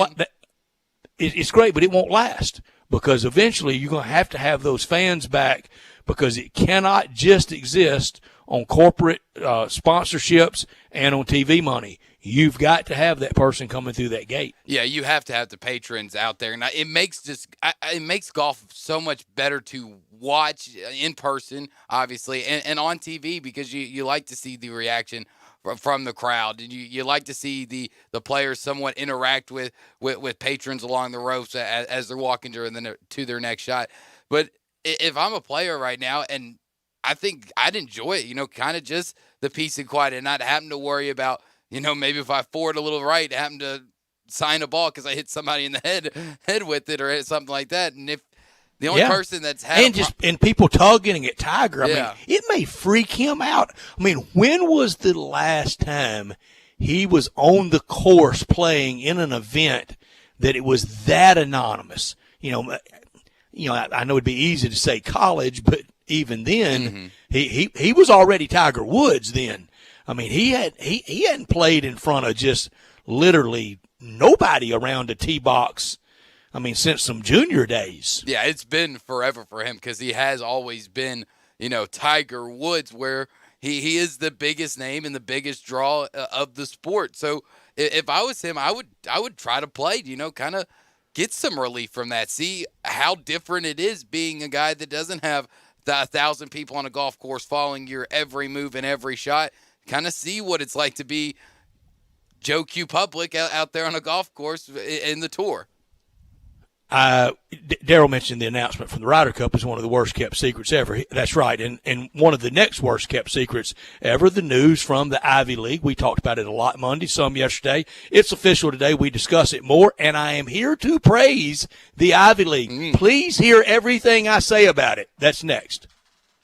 Sports 56 Mornings with Peter Edmiston and C.J. Hertz. Weekdays from 7 to 10. Only on Sports 56, 96.1 and 87.7 FM. Hi, I'm Troy Fiveash, owner of Fiveash Roofing. Can anyone explain to me why anyone would care how I measure your roof? We have all heard about measuring your roof from outer space. Well, to be honest, there are aerial pictures that taken every 4 years that can be used to measure a building, but it's not from outer space. Besides, no one, and I mean no one, can tell you what's wrong with your roof or even if you need one by using pictures that might be 4 years old. If you would rather do business with a family-owned and operated business with a lifelong tie to Memphis that refuses to mislead or use gimmicks, please give me a call. Best products, best warranties, and the best customer service we know how to provide. Fiveash Roofing, proud partner of the Memphis Tigers and the official roofer of the Memphis Tigers home team. Fiveash Roofing, fair, honest, and ethical.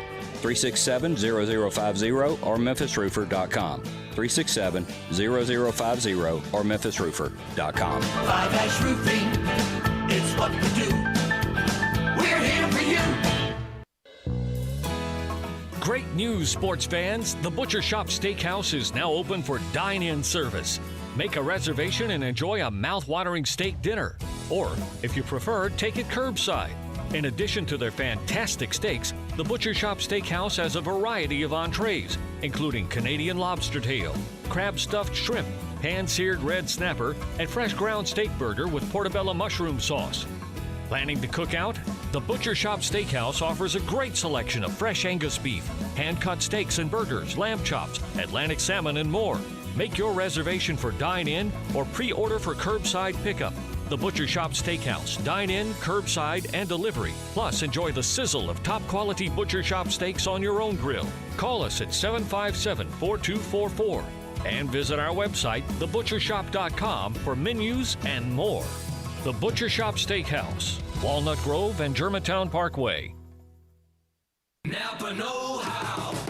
Get all the quality parts you need at your locally owned Napa. Because right now, when you order from Napa online, you can pick up curbside at your local store in just 30 minutes. Or get your order delivered direct to your door with free one-day shipping on over 160,000 quality parts when you spend $50 or more. Quality parts delivered quickly and safely. That's Napa know-how. Napa know-how. At participating stores, standard ground shipping and exclusions apply. If you want to make money in sales, Flynn Broadcasting wants you. If you can sell, Flynn Broadcasting has a great career waiting for you.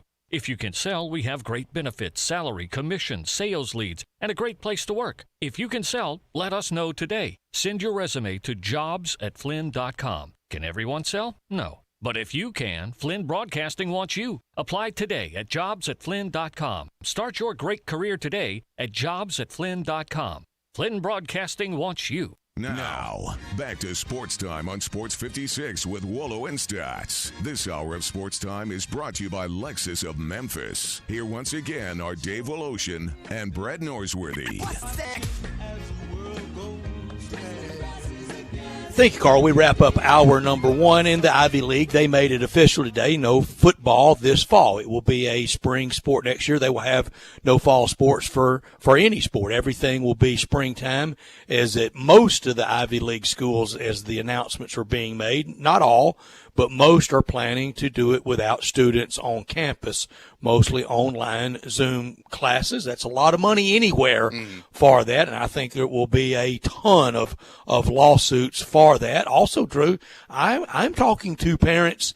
I've talked to parents that will send children, youngsters of theirs, either back to or off for the first time to Fayetteville, to Oxford, to the University of Memphis, and one friend of mine told me his child at Mississippi State, with or without school, they're going to let their children go to those places, take the classes online from there, and try to have something resembling a normal college experience. Yeah, because, I mean, college is such a big time, I think, in a person's life. It's where you develop and you grow into the type of person that you're ultimately going to be, being around new types of people and new cultures, and getting that college experience, it's worth more than just that piece of paper, than just the monetary number that they put on there. And I know if I was still in school, I would still want to be around campus, around my fellow students for that full college experience. And I've been graduated from college for 3.5 years now, so I don't really know how anybody in college kind of feels about it, but I would do the exact same thing. If I was going out of state or out of town for college, I'd still go just to try to create some type of normalcy. And with the Ivies moving to the spring, they say they don't expect anything to start till January 1st. Well, what does that mean for basketball, a sport that goes on during the fall and winter and spring semesters? Are they just not going to start basketball till January 1st and try to play all, 35, 40 games in or 30 games in 3 months? Or would they try to get a special dispensation from the NCAA to just play their round-robin conference and then the postseason tournament if we're to a normal schedule time frame around that time? I would be for the NCAA giving to them. Look, on the Ivy League issue, good for them, and they have to run their business as they see fit, but it is not one size fits all. We've seen that during this pandemic. We're going to see it go forward. In fact, that region of the country right now, New York and Connecticut, I think yesterday in the state of Connecticut. Sanity of this program. Evan Barnes joins us now at Evan_B on the Twitter. Covers the Grizzlies, Tiger football as well for the esteemed commercial appeal. Evan, can you help bring some sanity to this program? I don't know what I walked in. I thought we were going to talk about classic breakup songs and keep screaming about something. And I'm like, what did y'all wake me up for today? What have I walked into? Oh, man. So it's there's a lot going on today. I love you guys, but I worry about y'all. I don't know what when y'all walk in that studio, I don't know, something weird just happens when y'all get in there. Some weird magic potion, I think. Something's going on. I don't know. Today we talk about breakup songs, Evan. That's our theme for the day. And so we talking about breakup songs. We're talking about some of the finest ones. We also happen to talk about your favorite fast food meals, favorite fast food out there. What's your favorite fast food situation? CJ suggested having $20 to spend. We're not going to hold you to that exact amount, but let's say your dream, you could pick and choose from any various fast food establishments that you've been to in your life. What meal would you pick? It's a good one because I don't eat that much fast food nowadays, and I kind of given up on most of it. But I'm partial if I have to go a fast food burger. Obviously, I don't eat a lot of burgers these days either, but burger-wise, I'd go In-N-Out. Or I'd go for like a fried chicken sandwich at Shake Shack. Those are money. I guess does Popeye's chicken sandwich still count? Mm-hmm. The spicy chicken? Are we doing spicy chicken or just regular chicken? Oh, spicy chicken. We got to spice it up. All right, just making sure. So I thought that's so, but probably, I want to assume. But I yeah. No, I would say that's probably my go-to fast food. I mean, I don't eat a lot of beef now, so probably go to Popeyes, get you a 3-piece, or get that chicken sandwich, or go to Shake Shack and get their fried chicken sandwich. That's bomb. So that's probably what I would do. But I did back in the day when I was young and reckless. I used to enjoy Jack in the Box's tacos when I was young and free. You can get two of them for $1. Yeah, two for $1. Be a great late night meal. We used to get that when we'd be up late studying in college. But as I've gotten older and my taste buds have gotten better, that's one of those things I'm looking like, what was I thinking? Well, I'd stop. Listen, my taste buds are, well established as wonderfully diverse and tremendously refined. I think I have a refined palate, I would say. But I still love. I still have a lot of love for late night tacos from wherever. So, in spite of my refinement, I would find restaurants around this world. But when I would travel to see my mom up in Nashville, there was a Jack in the Box. It was the only thing open 24 hours. I would get in about 2:30, 3 o'clock in the morning from undergrad. And I would swing by, get me 2 orders of the tacos, and get me the ultimate bacon cheeseburger combo. Make it a large, get the curly fries, and just knock it out. 3 o'clock in the morning, just sitting there living differently, man. Just like, Mama, I'm home. Just why do you have all that food? You not sleepy? No, I'm hungry. Let me eat. I'll go to sleep later. You know what? My late night meal, like something I would go to is back in the day. I used to go to Carl's Jr. and they had this like double bacon Swiss sandwich that was like really good, bacon, onion rings. I really loved it. But again, it's one of those things where you get older and you're like, ooh, I could probably make a better burger myself. Or I can get late night tacos and throw down on those. Because I used to like do that when I used to cover high school sports. There was like a late night taco spot. Get a couple tacos, come back home. Not too heavy, but man, would hit just right. That's the perfect thing. Now Evan is a man of the. Now what are we eating now? Are we making food at home, Evan? It sounds like you've got you've taken it to the next level. It sounds like you're dabbling in some of the finer things in life. Well, I mean, I just try to cook a little bit. Like yesterday, one of my friends got me a coupon for HelloFresh. Okay. So I got my first meals. I'm going to try this out because it was free. So I made some Szechuan chicken with green beans, which was really, really good. I absolutely loved it. It was really good. But, I'll throw down some salad. I'll throw down some chicken, a little bit of a couple of pork ribs every now and then to kind of mix things up. But, that's kind of what I go to. Just try to like cook and see what I can make in here and get creative with it. Have you thought about going down to Orlando to help Disney out? If I go to Orlando, I ain't helping nobody up but myself to my hotel room. I'm staying in my hotel. You saw we've seen the cases in Florida. I am staying in my hotel room until I absolutely have to leave if I was to go down there. The Grizzlies are traveling down there today. They're staying in the Grand Floridian, which is where the Magic were. Saw a couple Magic players with the Instagram posts about what's going on down there. It seems as though Evan and we've talked to various players and coaches in the lead up to this sort of thing on the Zoom chats. Everybody seems to be in pretty good spirits, and as of this moment, everyone is expected to join the Grizzlies in that traveling party down to Orlando without any incident. I don't know, good fortune, whatever it is, but so far, knock on wood, the Grizzlies have managed to avoid the worst of the COVID stuff.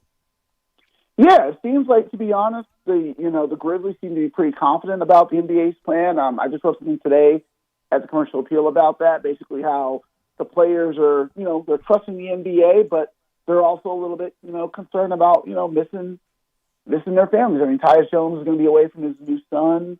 John Morant's going to miss his daughter's first birthday. Anthony Tolliver's, got 4 kids.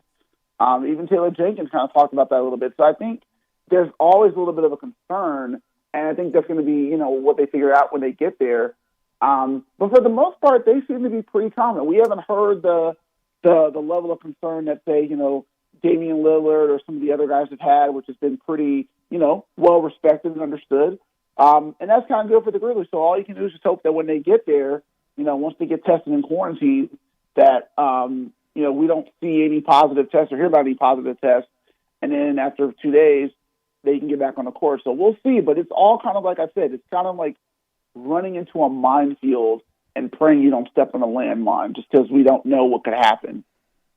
Yeah, Evan, the Grizzlies had a nice run. Like they by run, I mean nice season. Honestly, truthfully, if we just look at it, let's say the season doesn't get restarted, the season just ended. When the season ended, the Grizzlies were 500 or better most of the season, if I'm not mistaken. And so they had that to hang their hat on, and they're getting healthy now. They are healthy now. You got a healthy Justice Winslow, you got a healthy Jaren Jackson Jr., you got a healthy Brandon Clark, you got a healthy Grayson Allen, all coming back and all getting after it out there on the hardwood. What do you expect to see from the Grizzlies when they do get out there and begin playing games, and what would a successful trip down to Orlando look like for Memphis? I think for me, we're all reasonable that obviously the best case scenario is they get that 8 seed. I mean, they get the 8 seed, they win that play-in tournament against, maybe Portland or New Orleans, and then they're in the first round against LeBron James and company with the Lakers. I think that would probably be the best case scenario if they get through there. Justice Winslow meshes in really well on the court, and you get a taste of what can happen next year when you get the full season here. And of course, let's assume John Moran has a couple of highlights to make us all remember why he's the Rookie of the Year favorite. So I think the best case scenario is, let's say they win 3-4 games. That gives them the 8 seed right there. And, if they get in that play-in tournament and they win, hey, we saw what happened when they played the Lakers last time, and that was without Jaren Jackson and Brandon Clark. So who knows what could happen? Maybe they push to 5 games. It'll be a fun series. So I think people are understanding, like, look, let's just hopefully get through this without major injury or major concerns and, make the most of it for about a month. Do you think there will be an asterisk or any special kind of notation next to whoever ends up, assuming this thing goes through and there's no stoppages or anything like that? Is there some kind of notation about the eventual champion of this thing? I'm not a fan of the asterisk because it was brought up 20 years ago when Phil Jackson tried to diminish the Spurs winning during the lockout. And I thought that was kind of sour grapes. Here we are 21 years later, the Spurs, that was the first of the Spurs, 5 championships. I don't think we look back at that and say, well, that's not legitimate, or the Heat winning after the lockout year, short lockout season, that's illegitimate. I think we all understand that whoever wins this, it's more a case of survival. If you survive this season, if you survive without, any major incident, if you make it through, and hopefully, there's not a case, a COVID outbreak that affects the playoff series. If you win this, I think we're all going to understand that, hey, this is under different circumstances. This could be a very, weird situation. Like, let's say if it's not the Lakers or the Bucks for whatever reason, some other team wins. Okay, we're going to just say, all right, they won. But I don't think we need an asterisk because I think we're all going to talk about how, man, this postseason or this return was really weird because such and such happened here. So I don't think an asterisk is necessary because we're not going to forget what happened and how this setup was. But I don't think we're ever going to see anything like this again. Hope not. I hope this is a one-time deal right there. Also, since and you've been you've been kind of keeping an eye on what's going on, with the Tigers as well. Although you things are changing over at the CA, but do you think with all this going on, what kind of a season are we going to see in college sports? What kind of a football season are we going to be able to see? What are the parameters as you kind of look at the landscape of this whole thing? How do you see it shaking out? Well, I think we're supposed to hear soon about the Ivy League basically pushing fall sports back to the spring, I believe. Today is the day they're supposed to make an announcement on that. I know that the Power Five and the Group of Five are going to wait longer to see what's going to happen, but I think what we're going to see is, obviously if there's a season, we're not going to see a lot of fans, if any. I mean, I know Memphis has said that they're only going to let season ticket holders in. At this point, unless the cases go down, I can't see how any venue allows that many people, even spread out in the Liberty Bowl, which helps them. I just can't see how that many people can be in an arena or in a stadium. So I think if there's a football season, it's going to be a very strange one where, there's going to probably be a lot more discussions about the ethics of college athletes playing while certain schools probably switch from in-person learning. But I got a feeling that's going to change over the next month, where schools are realizing, hey, we need to change up because we don't want to put our students at risk here. So I think the season is going to be very interesting, where I worry about, players testing positive before a game, and that leading to games being forfeited or canceled. And ultimately, how is that going to play out, with ethics, with liability and all that stuff. I think this is going to be, it's going to be the biggest challenge, but it's also going to be something where I worry that we're not going to see the fallout for it for like another year, because it's going to be costly. I mean, Memphis told us they're expecting to lose 7 figures from this fall if they don't have fans at games. And if other sports don't happen, that's going to be another blow. So I would be very concerned what it looks like, and I don't think the outlook would be as positive as people think, because we just don't know as of right now if we're going to see football on September 5th, at least in Memphis. Well, and I think, as you say, it's a longer term kind of thing, like trying to figure out what's going to happen. It's a little bit like some of the stuff that we talk about with the COVID itself. Like you put something into place and you don't see the impact for 2-3 weeks, a month down the line, because it takes time for it to all happen. You're not going to see the full impact of what happens in fall sports, and particularly football, until way down the line. I can envision, though, Evan, the scenario where you're going to see. We've already seen a lot of FCS schools. We've already seen some of the classics. HBCUs have been affected by this. Morehouse's canceled football altogether. We've seen 2 classics canceled, and including the Southern Heritage Classic, and more are under concern and jeopardy. I think that they're going to happen at all. The concern long term is that we just see a whole reshaping of the sport, and it's kind of exposed how fragile the economy of the whole thing is, and how much it relies on unpaid labor, and how much it relies on these players who are not being protected and not taken care of by legal concerns with all of this. I wonder if at the end of this thing we don't see a massive reshaping of the whole climate. I would love to see that, just because I think the way, with college sports for now, with the name, image, and likeness discussion, I would like to see it, because I think the fundamental structure is very much not in the favor of the labor, which is the athlete. The athletes are the ones who make this possible. The athletes are the one who we are here to see when we go watch these games. As much as people love the coach and the culture of the coach, the athletes are who we need to see, or who we want to see. So I think there needs to be a fundamental shift. I just wonder if this will be the one that, makes it happen, because my worry is once the economy hits college sports and schools have to really tighten things up, I have a feeling there's going to be more resistance to say, well, we don't want to pay, college athletes because right now we're broke or we're struggling with cash right now. And of course they'll argue that, well, name, image, and likeness is part of outside endorsements or whatever. Well, as everyone's struggling with the economy, that money is drying up right now. So I worry that that's going to be something that is a casualty of this.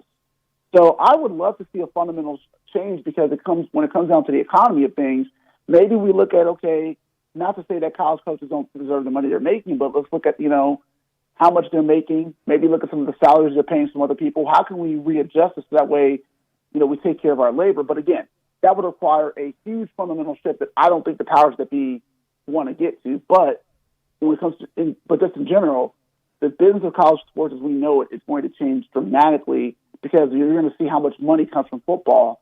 And there's going to be some tough decisions. We've seen some programs have to cut, baseball, softball, soccer. We're going to see more of that. And I worry what that's going to lead to for kids who want opportunities to play in college sports. So don't be surprised in a year, kind of like how, we discussed 2021 football season, and we see a lot more sports that aren't around because of the fallout from COVID-19. There's going to be a lot of fallout. Last question, Evan, back to the Grizzlies. It looks like a fully healthy group, and maybe even healthier. There's the slight possibility that maybe even a guy like Grayson Allen could get into the mix somehow. Jonte Porter's going to travel with the team. I don't know if he's going to see any action, but he's certainly going to be part of it. When this whole thing is together, do you see the starting lineup? Do you slide Justice Winslow just right into the starting lineup and go from there? Do you put him in off the bench? How do you put this group together if everyone's healthy? I was thinking about that the other day because I was wondering just kind of, who do you slide in for that fifth role? Do you stick with Kyle Anderson for now? Do you keep, Anthony Melton in there and go like a three-guard lineup a little bit? I would be curious if Justice Winslow slides right in because I think Taylor Jenkins has always been about chemistry and being, strong with his rotations. And honestly, I was watching some of Justice Winslow's highlights. Him as a playmaker would give that starting lineup of Ja, Dylan, Jaren, and Jonas a lot more, creativity, what they can do passing the ball, moving it around. So I'd be curious. I'm not sure, but I wouldn't be surprised if you see Justice Winslow maybe in the starting lineup for a game, kind of experiment a little bit because, he hasn't played in over 6, his last game was in January. So I think I'd be curious to see kind of how he fits in, but I wouldn't be surprised if Taylor puts him out there for one game just to see kind of how it works. But I also think he could also go back to bringing him along slowly. But again, I think it all depends on 5-on-5, and that's what Jenkins told us. But wouldn't be surprised if Justice got a start or two. He's he's part of the future, and they will have a chance to work him in the exhibition games and in the training camp, and it will all get underway in Orlando. Fingers crossed it all goes well when they travel later on today down into the bubble. Evan, thank you, man. Have a good one. Thanks, Evan. Appreciate you guys. Love y'all. Love you too, buddy. Love you too, Evan. At Evan. Has anybody ever told us that they loved us? I don't think so, but that's nice. I appreciate that. That hit me. That was special. I like that. Thank you, Evan. Have Evan back on more. Mm-hmm. That was nice. Yeah. Nobody. You could tell he meant it too, and I appreciated that. That felt nice. I think we should do that more with guests. Yes. But only if it's meaning. Only if it, like Evan's special. He has to be meaningful. Has to be real. Okay. I can do that. I don't get told I love you enough at home anyway. So. Oh, man. Oh, little subtweet there, a little. Is Courtney listening? No. Well, that means she is listening. All right, Family Leisure Studios. That's where we are, of course. Family Leisure, where the action is. CJ may have to check on some of those play gyms. You could probably sleep in one of those play gyms if you need to, which you may need to later on tonight. We will find out. But it's a great spot for you. Those pools, man, get in there. Get in there because public pools hard to find these days, and then maybe you can't travel as much as you normally could. But, man, wouldn't it be nice to have that pool in the backyard? You can hook that up with Family Leisure. They can help you. 2120 Whitten Road, just north of I-40. Rob Fisher, the Hatchet Man. You talk about somebody who knows about home improvement and making that backyard really special. He certainly knows about that. He'll join us next. Real Sports Talk, Sports 56, 96.1, 87.7. Sports Time on Sports. From a player standpoint, it's important to have, tune up, so to speak, but at the same time, you see a lot of guys sit out preseason, so I don't think it's necessary. At the same time, a lot of guys, it's just a preference thing. Now, from a evaluation standpoint, I know coaches and personnel appreciate it to be able to evaluate players in game-like situations and stuff like that. And so, I think you would see it would hurt the incoming class of